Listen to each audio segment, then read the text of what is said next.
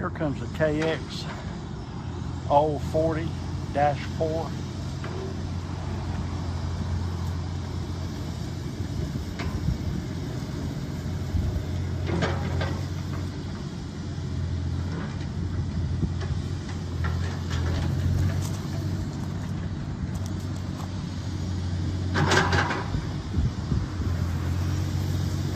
KX040-4.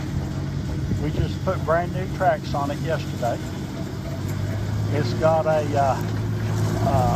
four-way hydraulic blade. It's got a quick hitch coupler on it with a 24-inch bucket,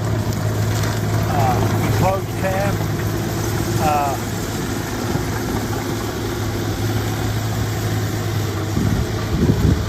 air conditioning heater. Like I said, we just put brand new tracks on it yesterday, four-way blade. We touched up some paint on it, painted the counterweight and the bottom.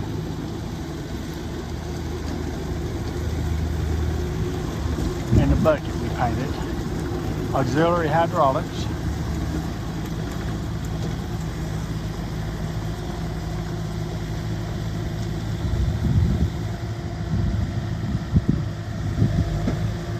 Four-way hydraulic blade.